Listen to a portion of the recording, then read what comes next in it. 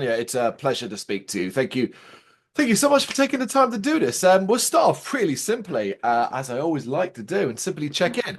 How are you? Oh, I'm good, but I'm so ready for the weekend. It's been a long week.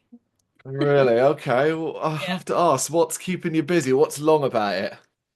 My very boring 9 to 5 full-time job, which is customer service. Oh, okay. Okay. All right. All right. Okay. Fair enough. I'm in the same boat. I have. Well, what specific part of customer service are you in? So I work for a fitness software company. It's like fairly young, sort of. We have an app, and it's like yeah, for gyms and personal trainers to use the software, the app, a web portal, etc. And I do email and phone support, and it's Uh, fun. no, it pays the bills, right? Yeah, just about, just about. Yeah, I was station supervisor for London Underground on in London. So yeah, getting customer support just on a different scale. Mhm. Um, aside from that, aside from the 9 to 5 stuff, the work stuff, looking at it from a musician point of view, sticking to the same sort of question, what currently right now is keeping you busy? Because obviously we're building towards the release of a single, Mhm. but while that's next week, there's lots of little things that still need to be done, right? That's very true, very true. That is always something to keep you busy. It's a full-time job in itself, music release, especially when you're DIYing, DIYing it. Yeah, so promotion is happening. Sending emails, etc. You know the drill. Following up. I had to obviously a lot of work is also in the whole before you even do the promotion, getting all the material ready, getting the song ready. Um, yeah, promote social media is one of the things that needs to be done in the week. We're also playing a gig, a release. Well, it's not our a release gig, but we're sort of celebrating our release. So ordering merchandise. Yeah. Band practice. Everything. Yeah. Yeah. As you said, it's a full-time job in itself. You've got to be passionate about it because otherwise, who the hell would do all of that, right? Exactly. Exactly. You have to love it. Otherwise, exactly that, you'd crumble. We are, I mean, well, week into February. January's gone by. 2025 is well and truly underway. So far, so far, has the year treated you well, do you think? Are you quite satisfied with kind of how you started 2025 off? Ooh. Mm, yes and no. Mhm. On a music level, yes, because we played a very cool gig already here in Belfast in Voodoo. Mm. Was a great show. We had our loyal cult members there, and it was a great night. And also with the release coming up, I mean, we're starting strong, but yeah, it's been a bit on the personal side. It's been a bit tougher. It's been a very January kind of January, gotta Ah, yeah. say. So not everything's easy, but and there have been setbacks already. But that's also the part of the business, isn't it? Like, yeah, you have to overcome hurdles, constantly putting out fires, etc. Yeah, I mean, what a way to put it. Constantly putting out fires. They're always there. You're just kind of controlling them. Yeah, I get it as well. January, it is the longest month of the year for many, many people. So I'm glad that's kind of in the rearview mirror and you have got this thing to look forward to. Because, of course, we are talking about your new single, When You're the Worst, You're the Best, which is dropping on February 14th, 2025, Valentine's Day. So, simply, if you can, sum up what you're aiming to showcase with this track. Ooh, I'm aiming to showcase basically what we're all about. It's a very simple, it's a straightforward track, a simple statement, but I call it a mantra. I want to entice the world to join our cult with Hmm. this. And yeah, literally introduce ourselves to everyone, people that don't know us yet. Yeah, and show our fun side. Yeah. Yeah.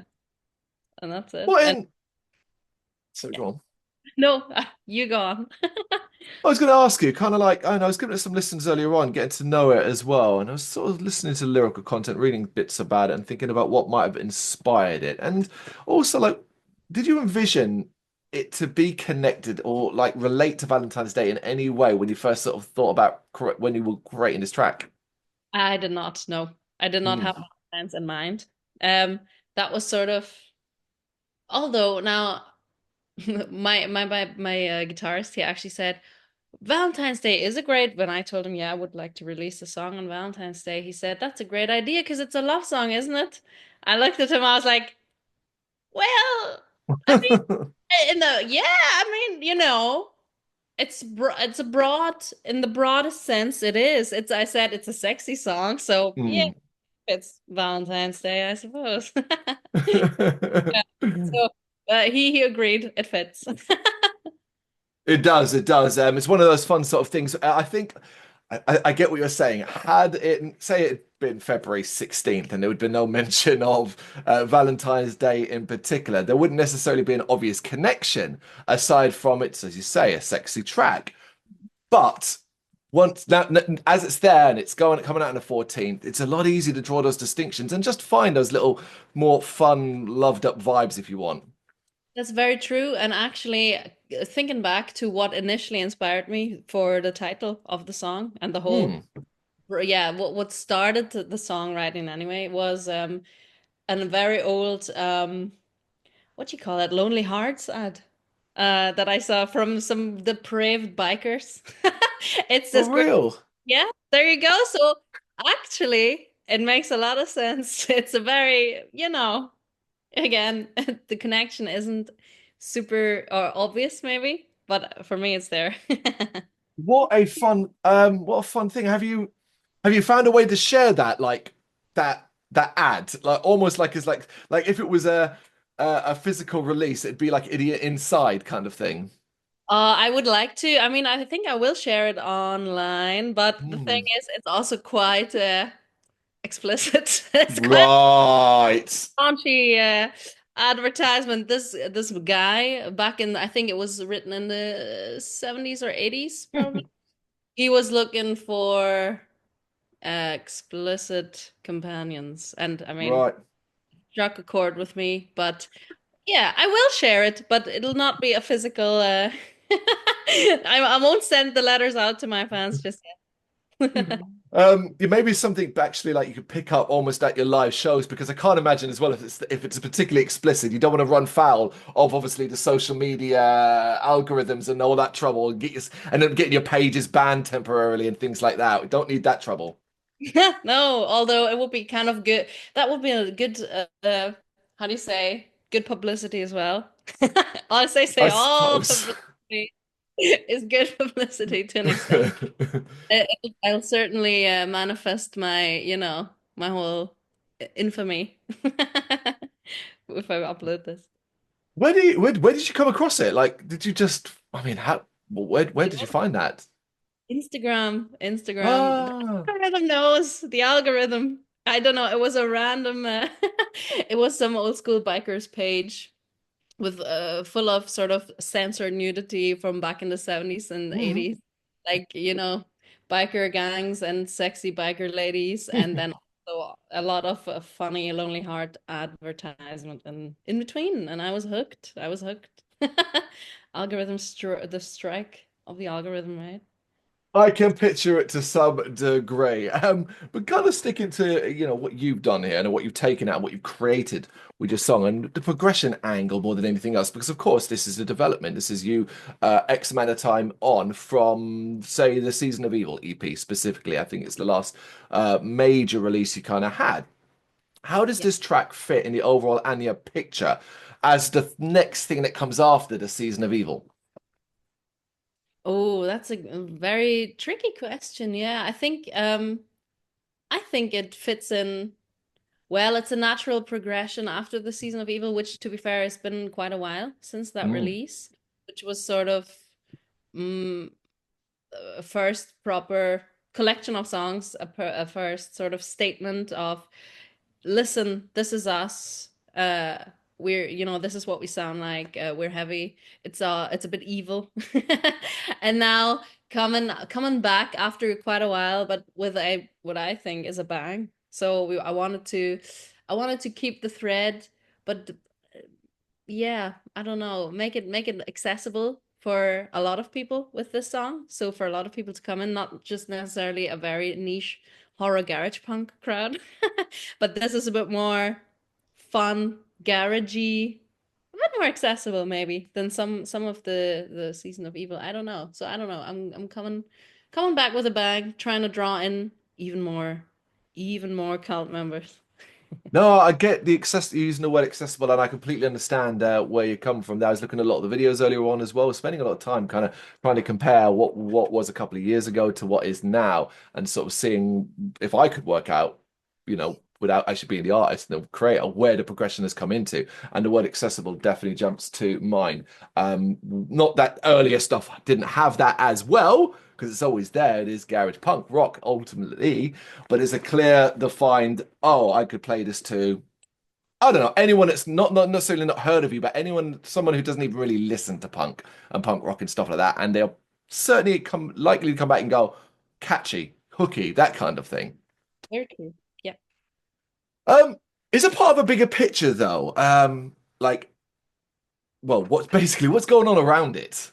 That is a good question as well because I'm still working that out. I'm still working Hmm. um for the year. I've got a couple more cool accessible songs in the pipeline for future releases just to draw in that big crowd. However, we'll see. We'll see is all I'm gonna say. And I would expect nothing but it's good to hear that if you'd answered that with no, just nothing, just gonna sit there and twiddle my thumbs until I decide what to do. That would be the disappointing part. It's fantastic to hear that you've got stuff coming basically. We just need to keep an eye on you, right? Exactly. As far as live goes, though, do you have much in place going forward? And ideally, if you were to kind of look sort of maybe towards the end of the year, maybe into 2026, are you looking to kind of get out and about a bit further afield out of Northern Ireland? Absolutely. We've been dying to. Yeah, absolutely. We would love to. Well, to be fair, over the course of the last year, we've already branched out a little from our Belfast beginnings. We went down south to Ireland, played Dublin as well. So for this year, my dream would be, and I know my band's dream as well, would be to maybe play England, a Mm. couple of shows there. So branch out further out into the UK, perhaps. We'll see if that will work out, but that's Mm. definitely a dream and it should hopefully happen. It's not an impossible dream. That's the thing. That's the joy, right? I mean, ignoring the location and how close, obviously, the countries are, but ultimately as well, cost and time and all of that needs to work out too. It's not like this stuff is. It's not like you're making money from music. Who does? Oh no, I wish. I wish Yeah. for you as well. Absolutely. I wish for everybody. But hopefully, that is something that does happen. Do you have any like particular cities you'd like to visit, like in the UK? Is there anywhere particularly that you just like? Do you have much familiarity with the UK in general? Well, it's good that you're asking because actually two of my band members are English, in fact. So yes, we do have a strong connection to England. So it's time we go.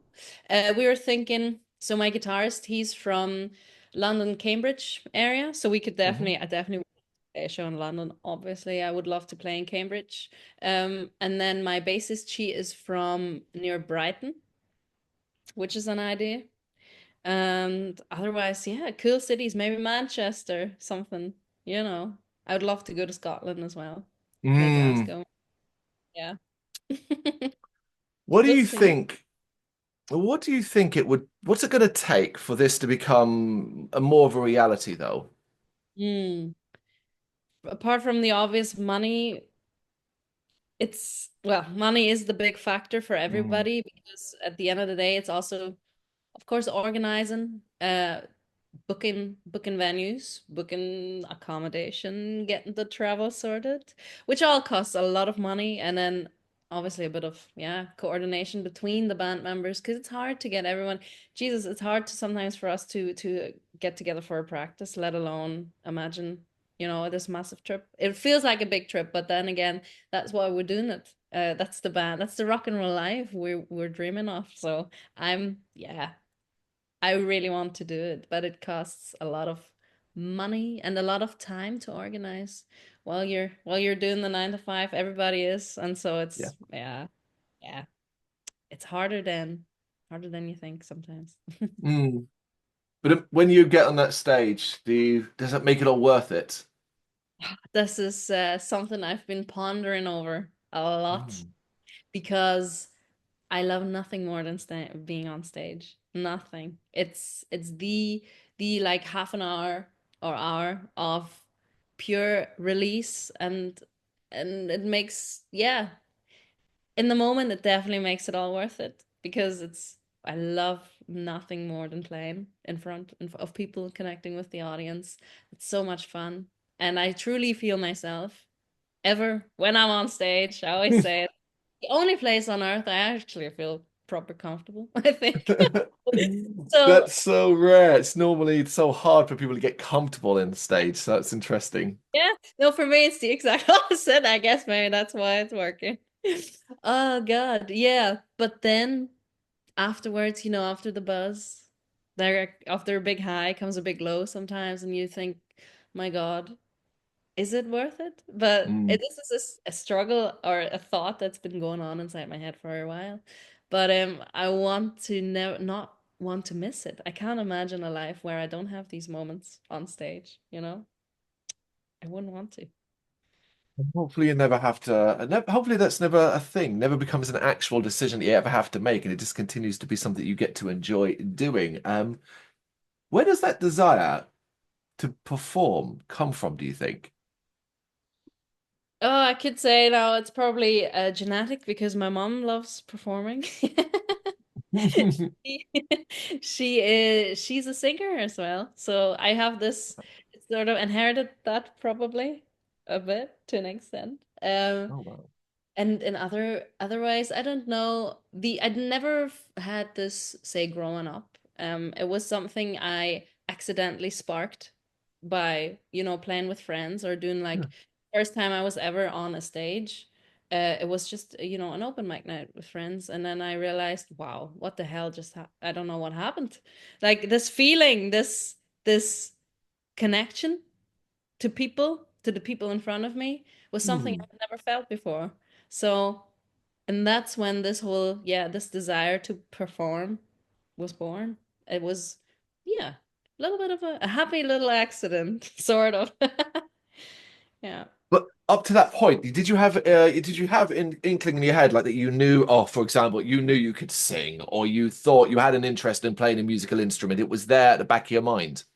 It was a little bit, yeah. I learned guitar when I was a child, basically. From my mom's making music, I always sort of it was there, but I didn't have any confidence in myself when I grew up. I never thought I could sing.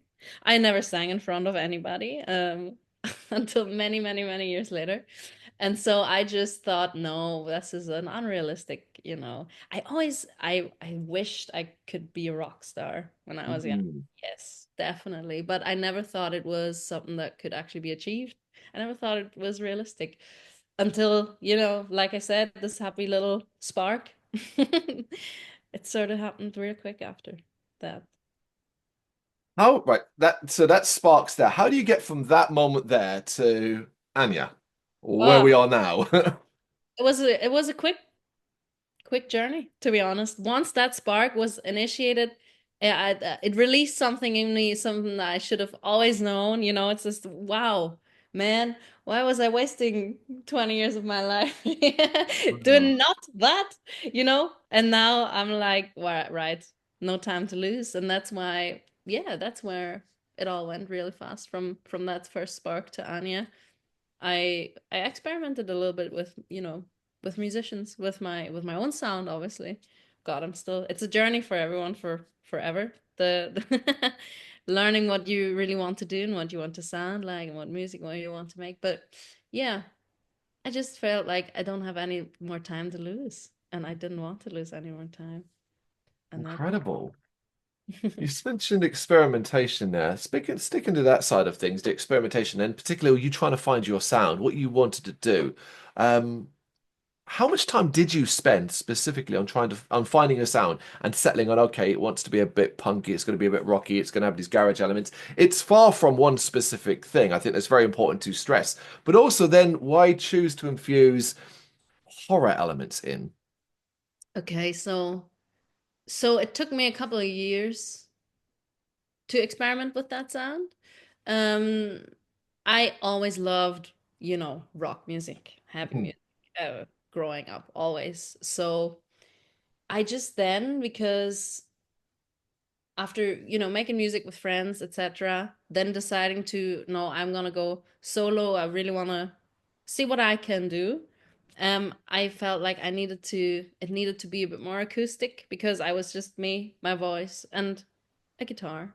Hmm. And so, I was like, okay, has to be, a bit more folky maybe because I kind of like that. It has a haunting, eerie vibe, and which we'll get to in a second as well, which ties in with the horror. So I've always been a horror fan. And I like the eeriness of folk music. But then after maybe a year or two of doing that and gigging solo with my songs, I was like, right, this is not really cutting the mustard here for me Hmm. personally. And I just sat down. I was recording demos in my house on my own at the time. And I just thought, well, what happens if, you turn that, you put the distortion on the guitar and create a heavier track. Just see what happens. It cost me some, confidence maybe to be like, no, you can record this even though you are not a band yet at this stage.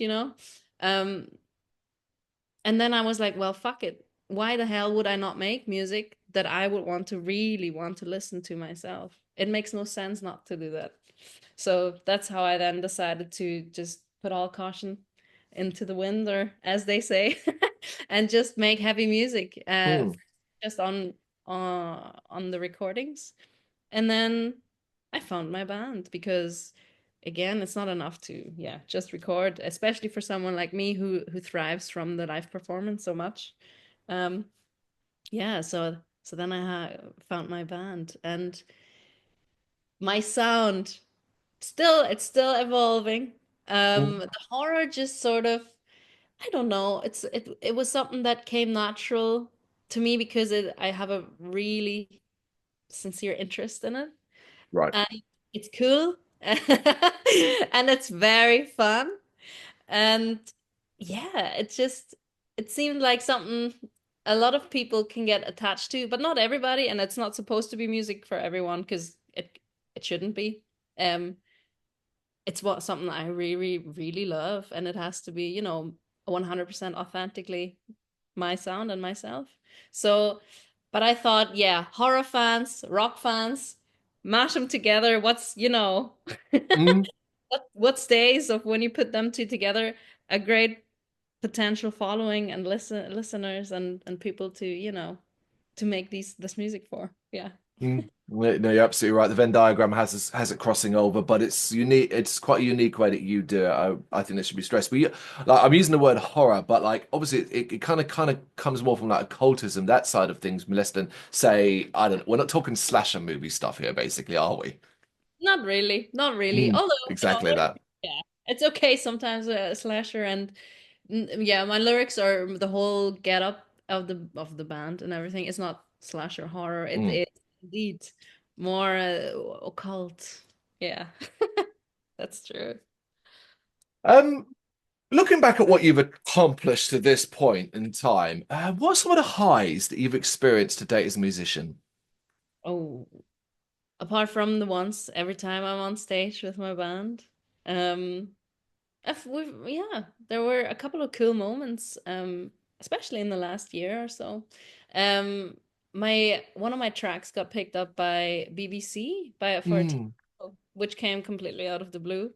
Um, which was actually, and that was the cool thing, for a truck stop scene of some like it was like a horror comedy show for young people on the BBC. It's called Wreck. Yeah, and that was for their second season.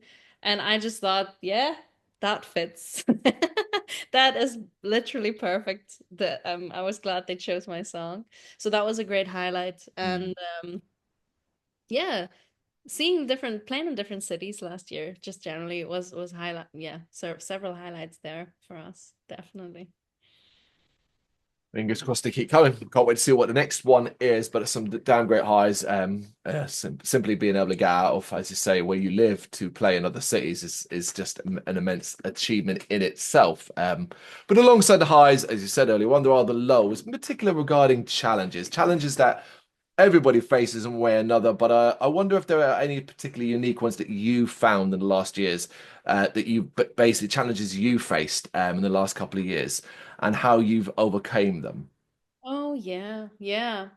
um Being a DIY musician is Mm, incredibly hard. Being a woman in the music scene is hard. You're facing a hell of a lot more trouble even than you already mm, would have to sometimes.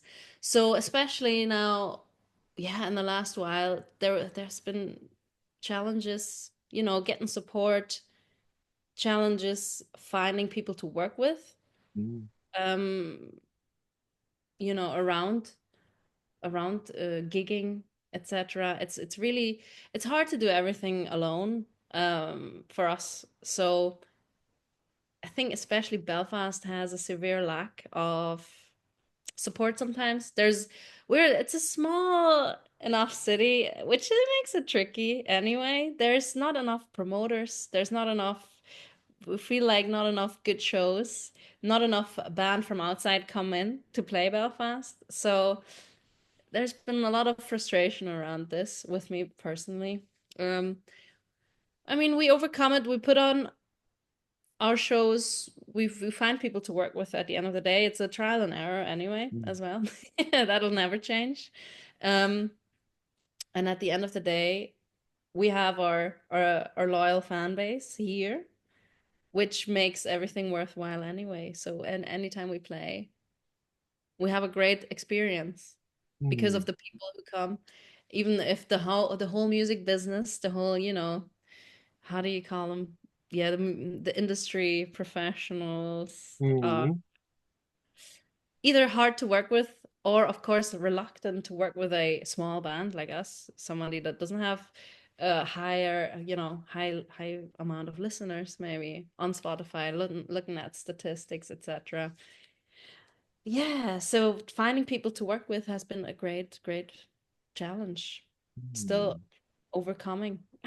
Applying for festivals without, say, working with a promotion agency is very difficult. Um, you send a lot of emails, you shout into the ether a lot with nothing mm. coming back. Yeah, yeah. I mean, I'm nodding along. I know of what these particular experiences and what you're going through, and like how much work that particularly is. And we talk about the Belfast scene. I think about who I know and how what my connection is with Ireland in general, the whole of Ireland. And I think, my God, most of it does come from the south. You Mhm. know, and I'm trying, and I'm sitting and I'm listening to you, and I'm also at the same time trying to think of, well, what other bands do I know from the north, like who are small and kind of doing their own thing, and I'm struggling. And I'm thinking, well, that can't be the case, right? But I guess it might actually just be the case. And I wonder, do you think it's like because of the connection with England, with the UK that the northern part of Ireland has? Is that a factor, do you think? Maybe, yeah. The South has like you say, a better scene, and so does Mm, obviously England and Scotland, I assume. Whereas Northern Ireland, they're sort of in the middle, like mm, don't really belong to either scenes. We went to play in Dublin, and I was having a great conversation with another punk front woman, and she said, "Yeah, up there in Northern Ireland, you don't really have a punk scene. There's a metal scene here more, but like, it's tiny. The punk scene is basically non-existent." mm, And I don't know. It's probably because, yeah, We've neither this side nor that. It's a strange situation. It is those connections and those opportunities. I mean, Cole is a weird timing of fate, but I was at a gig last night in London, a show last night in London, a four-band bill. Three out of four of them are UK local London-based bands. The fourth one is a band called Worn Out. They are from Cork in Ireland. Had come over for it. Connections, new people were able to opportunity. It is just those opportunities and those chances. I sometimes it feels luck based almost to a degree. You just got to meet the right person. I don't have the answer. I don't know. I really don't. I wish I did. Mm, I know it's always like this. There is and there's never a set way to a set Mm. or anything. You Yeah, should can do. Yeah, that's true. But to you go, mentioned. Sorry, go on. yeah, the only way is to literally, as you said, go out, make connections, meet people, go to gigs. But yeah, therefore you need to travel as well a bit. And of course, I mean, we should forget release banger tracks. Talk to people like in situations like this. Social media. Anyone at the gigs, just even word of mouth, however, as little as it might seem, just spreading, just trying to spread the name far and wide. And of course, most importantly, hopefully the songs get out there, get spread a bit further wide, and more and more people see it. And then just, it's the right person sees it and thinks, oh, cool, I love a bit of that. Let's see if I talk to them and bring them over this way, and so on and so forth. You know?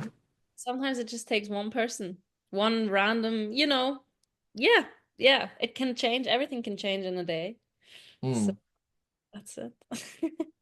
Yeah, just as part of this sort of larger conversation, obviously you mentioned, I just want to pick your brains about a specific thing. You mentioned obviously the difficulties, the challenges that come with being a woman in the industry. There's no question, this, while has improved in some areas, has a long bloody way to go. And yeah, it still feels like there's not enough being done in certain areas.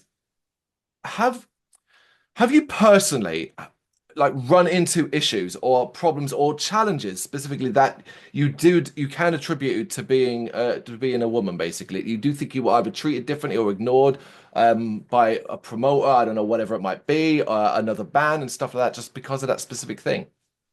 Oh, we've had, yes. I mean, I think it could have been worse, to be honest, but I Mm. think generally it's harder to be taken seriously as a front woman as well, that I am the front woman. Mm. I sometimes feel like, and I also play guitar. We have two guitarists in the band, and it comes to things like I feel like my guitar isn't turned up loud enough, whereas my male guitarist is ripping. I mean, he's a brilliant guitarist now. I'm not gonna lie, Mm. he's better than me, much better. It's about the principle. No, yeah, I felt like a sound some I don't know, I don't want to, throw shade on anybody. Of course. It's hard sometimes working with sound engineers who might be a bit condescending because and I you notice people we notice the difference between how my male band members and me and my female band member are being talked to sometimes, in these situations. Just a bit condescending. Nothing Mm. nothing extreme. People are generally quite lovely and friendly and polite, but you know, sometimes there, nuances. Yeah, the small things. Small, yeah, small thing like a word, a simple word in a sentence. Maybe it's a look and stuff like that. Yeah, I mean, I understand exactly what you mean in regards to that. Obviously, I can't share in your experiences, but yeah, just obviously it's such an interesting subject to discuss from obviously your perspective and your experience and stuff like that. And I always want to ask, fix it. Find a way to fix this. Fix this. What needs to be done? But it's too broad of a question. If tomorrow you could change one small thing in the music industry, and we're talking about the whole bloody thing, one small thing that you think would make it better for everyone, what do you think what would you choose? Mm, more female promoters, Mm. event promoters, and more female sound engineers. Just more women would make everything better. Fair enough. There it is. Okay. What would success for when you're the worst, you're the best look like for you? Mm, a great number of listeners. If people it resonates with people, if they listen a lot, and if I get positive feedback, obviously that would be great. I would love for the song to maybe, I mean, if we're talking real great success, to again be picked up for maybe a TV. If it was played, finally played on BBC radio, that would just be great. Yeah, that would be amazing. It's not pie in the sky stuff. It's Mm. great to have those ambitions and goals because ultimately, as well, you can kind of get bogged down. I'd imagine some of a certain level of obsession with statistics, looking at numbers, Spotify numbers, responses, hits on social media, and all of that. Are you able to detach yourself from the sort of obsessive statistic side of things? Yeah, I actually don't look at it very much. I don't pay Mhm. it too much heed. Maybe because I know it's the numbers and statistics aren't super great. So I'm just like, yeah, whatever. We have great live shows. I know there's people who I because the live is much more important for me than the whole digital side. And it's not that I don't care, especially when you do release, because you put in a lot of heart and effort and everything, and you really like this song and it's your baby. You want it to do well. But then after a while, it's like, yeah, it is what it is. I can detach to an extent, definitely. The bodies in the room are more important to you. Yeah, much more. My God. That's real for me. Yeah. There are other areas, obviously, to do with your own creativity here as well. You know, making the music's one thing, playing live's another. But then there are areas around, say, music videos and stuff like that. I was watching some of your older music videos earlier on. I really like them. I like particularly different styles and obviously the DIY feel to it. Do you get a lot of joy, interest, excitement out of creating videos?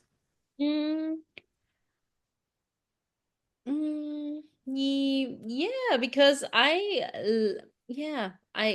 have a big affinity for cinema and for, well, horror cinema, of course.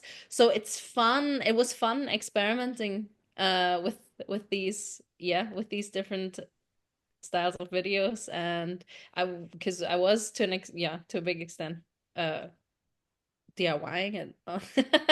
And it's also, yeah, it's kind of fun to express myself in this other way than just the music.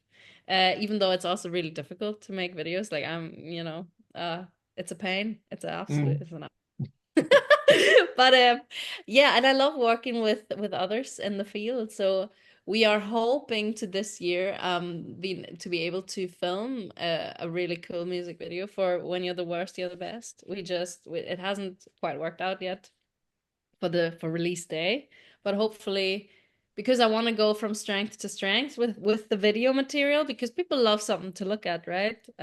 Not just to listen to. So yeah, I want to make the next music video that I will release to be special, to be ah just something really cool. Mm.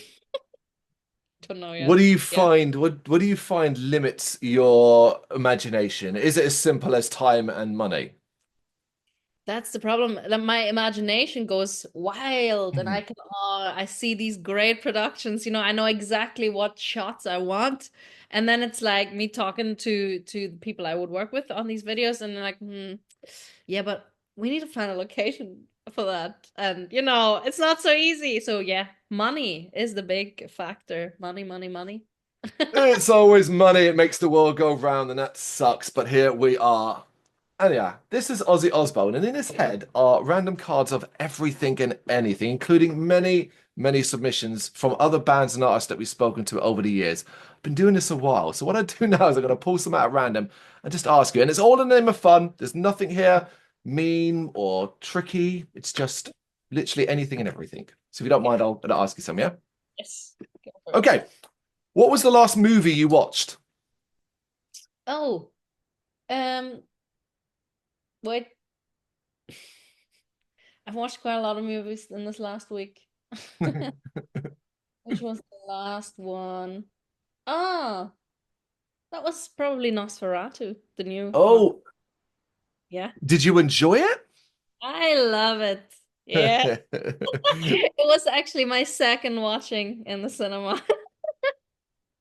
I love it. It I would imagine, please correct me if I'm wrong, but I would imagine you found yourself quite inspired by something like that. Obviously, with what you do, and obviously what that I mean, there is a connection there. Mhm. The big time, especially this director Robert Eggers, his films. He previously made a film called The Witch and Mhm. The Northman, and it's exactly it just hits me right. Oh, It has to. I love his style as well. It's so the visuals are so beautiful and inspiring. The mood is right. The setting is perfect. Yeah, big. Yeah, I'm a big fan. there no better review than that. Okay. If you could live in a different era of time, what would you choose and why? Oh, I've always wanted to live in a different era, and I mean to tie it down to pick an actual just one is really difficult. Mm. Time travel has been one of my biggest my biggest dreams in life, and I've spent many hours being so upset about the fact that we'll never be able to travel back in time. Um, if I had to choose, I would probably choose, I don't know, the late 60s, early 70s, psychedelic rock, free love, Woodstock. Why not? It sounds like it was a hell of a lot of fun. Yeah, it does, doesn't it? I'm not the right age for it, so I don't know. Okay. What is a topic that you're quite argumentative about? Oh.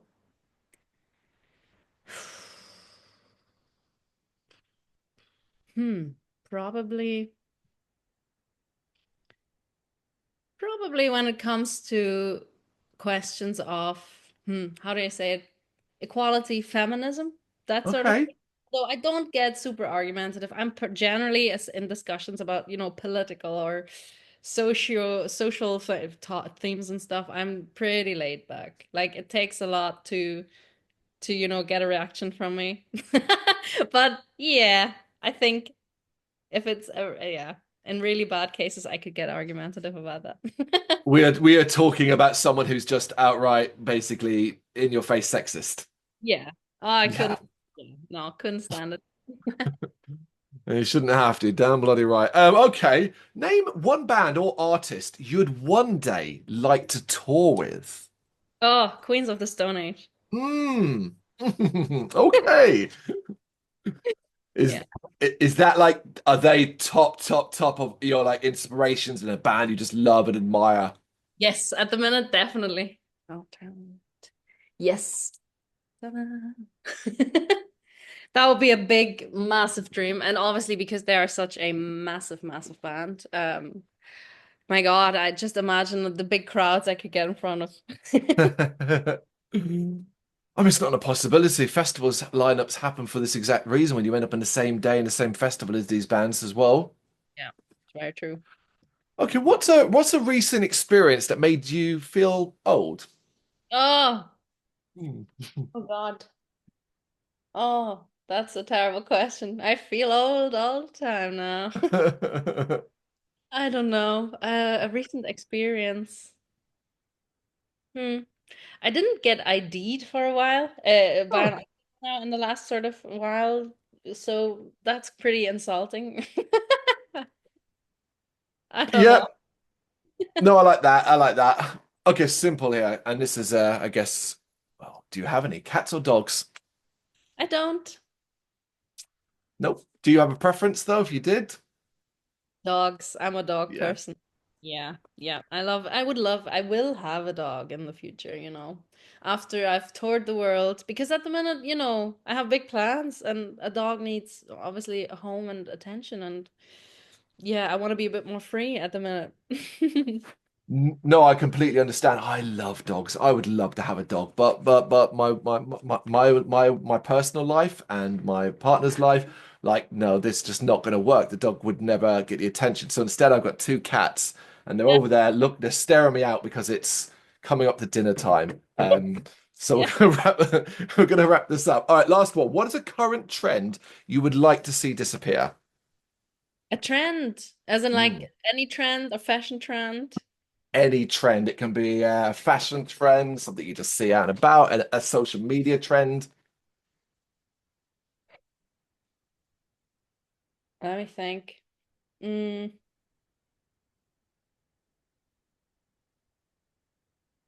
yeah, trends are really annoying. They're really annoying. I need to decide for one. I haven't really been following trends recently, but I just had some. Well, yeah.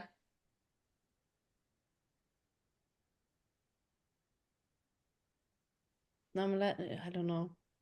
Mullets, maybe. Mullet.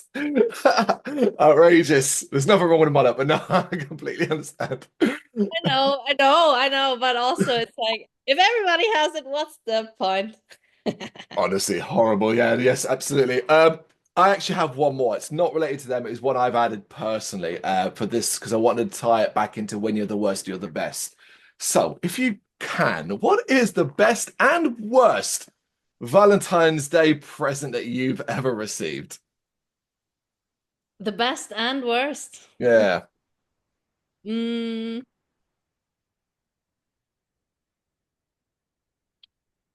the best would have been. See, I just love chocolates and wine because Okay. indulgence, it's a very traditional, nothing out of the ordinary. I know some of my band members have crazy Valentine's presents stories to tell, but I don't, because I'm a traditionalist, and I'm easy to please. Just the best will do. And the worst would probably be a Valentine's text a day after Valentine's Day. Yeah, that's well, yeah, that's a little, that's just yeah, that's not great. Yeah.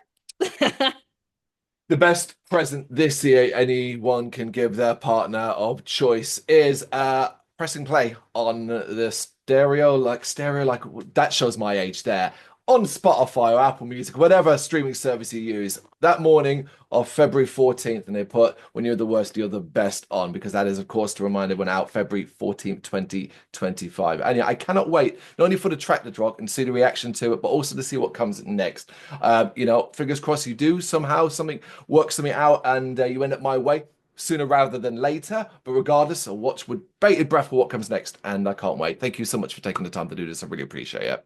Oh, fantastic. No, thank you. That was delightful. Thank you very much for watching. If you've enjoyed what you've seen, please consider hitting that like and subscribe button. It does help us out. You can find us at gbhbl.com and across all social media platforms. And if you really want to give us a bit of extra support, please consider buying us a cup of coffee over on our coffee page. Thank you.